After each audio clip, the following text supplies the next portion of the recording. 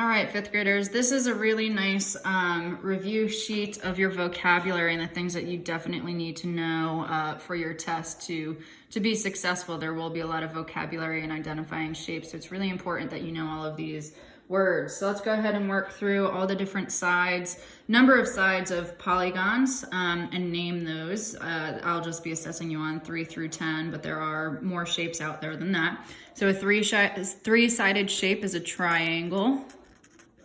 Tri is that prefix that helps you to remember that's 3. 4 is quad, quadrilateral.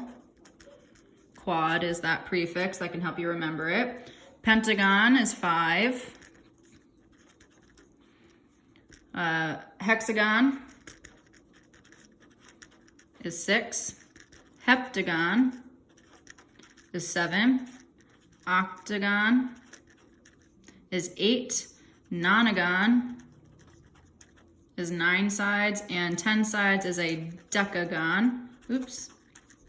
It is super important that you memorize these because you will have to identify them on your test. And to be perfectly honest, it is right or wrong. It's kind of do or die. So make sure you know these vocab words because I can't give you partial credit for it. It's either right or wrong.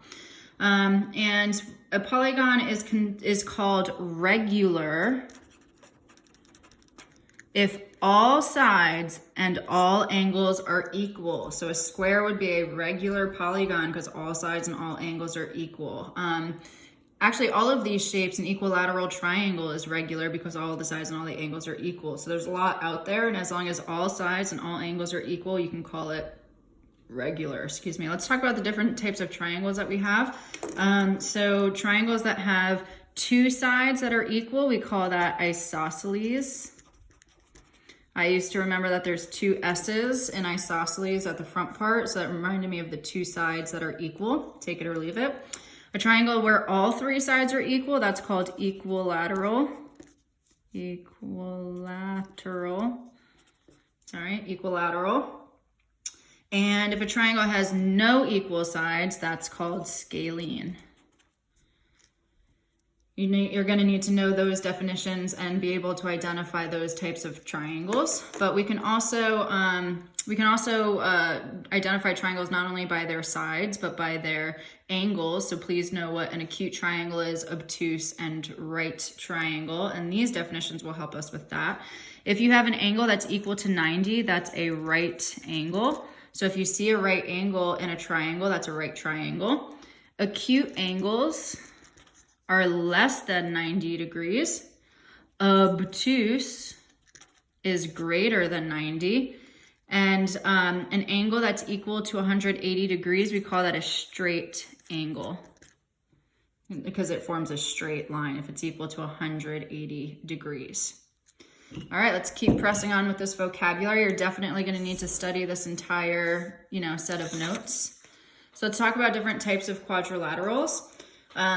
These I think can get kind of confusing, so make sure you study these. They are on your Quizlet that I posted for you to review.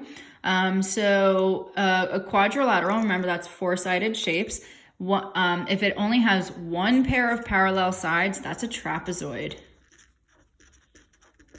Okay, trapezoids only have 1 set of parallel lines, and then the other 2 will intersect at some point.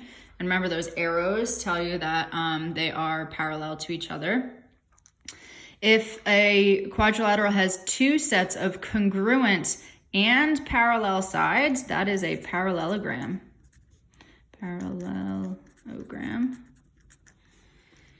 If a quadrilateral has 2 sets of congruent and parallel sides and has all equal angles, so it doesn't say about equal sides, it just says equal angles. That's a rectangle.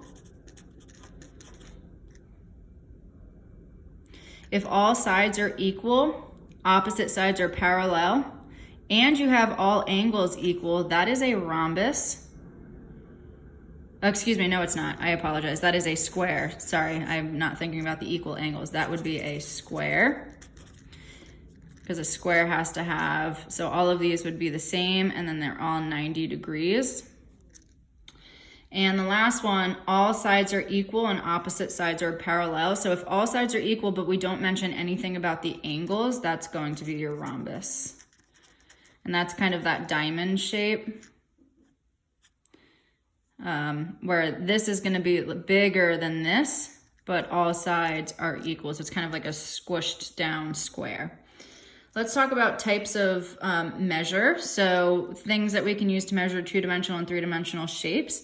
Something blank measures the amount of space inside of a two-dimensional polygon. That's going to be area. Area is the inside of a 2D shape. Blank measures the distance around. Ooh, the distance around a two-dimensional polygon. That's perimeter. And blank measures the amount of space inside of a three-dimensional shape. That is volume. And let's note what types of units we use here, because I will take points off if you don't have the correct units. So area uses square units. So you are going to use the exponent of 2. So this is going to be things like square centimeters, square inches, square feet.